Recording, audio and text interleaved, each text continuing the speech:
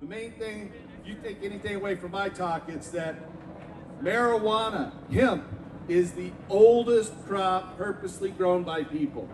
Over 12,000 years ago, the first agricultural settlements in Mesopotamia, along the Tigris and Euphrates River, in present-day Iraq, and on the opposite flank of the Himalayas in China, along the Wanghe River, the Yellow River. Both of those civilizations started growing marijuana, hemp. They grew it because it's the plant that produces the most fuel, the most food, the most fiber, and the most medicine than any other plant on this planet.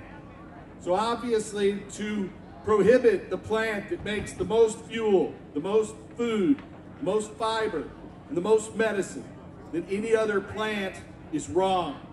So we're working hard to try to change that. There are a number of ballot initiatives out there this year. I particularly have been working in Oregon, because that's where I live. And we put a measure on the ballot there we call Measure 80. It would legalize any individual to grow their own without any artificial limits on the amount that they can grow. It also doesn't have any limits on the amount that you can possess, as long as it's for non-commercial use. It frees horticultural hemp, so the seeds and starts of all varieties of cannabis will be legal. And it legalizes hemp for fuel, fiber, and food without regulation. The only regulation is that the strains that grow the best quality and the best quantity of fiber will be the ones that Oregon farmers can use. There's also an initiative on the ballot here, I-502, and one in Colorado, Amendment 64. 3 states will vote on various proposals to legalize marijuana this year. If any of those pass, will change the whole dynamic of this. If all 3 of those initiatives pass, that would be like the end of the Cold War and the falling of the Berlin Wall. It'll be like the toppling of the Statue of Lenin in Red Square back in 1990. If all 3 of these initiatives pass, it will send a message that the people aren't going to put up with marijuana prohibition any longer.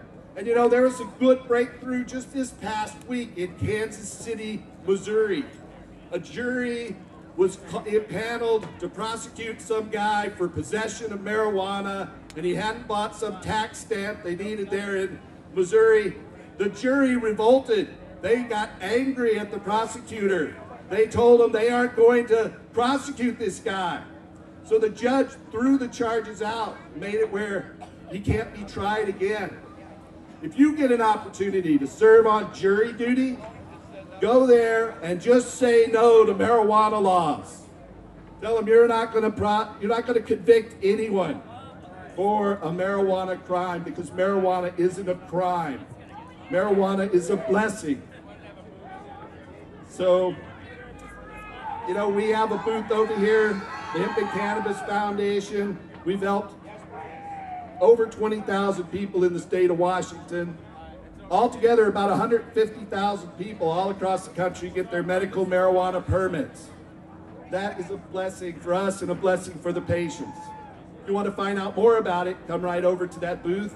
We also have information about Oregon's Measure 80. We'll be voting on that. And in closing, I just want to say, you need to register and you need to vote. You need to get out there and get your friends to register and vote. We have a real historic opportunity to end marijuana prohibition this year in just about 2 months, 2.5 months. If we do, it'll send a ray of hope to those people that are in prison all around the world. Here in America, there are over 1,000 people in prison for life without the possibility of parole, who never grew marijuana, never hurt another person, never stole anything. They're there just for growing marijuana. So get out there, register to vote, and make history. Thanks, and go Hempfest.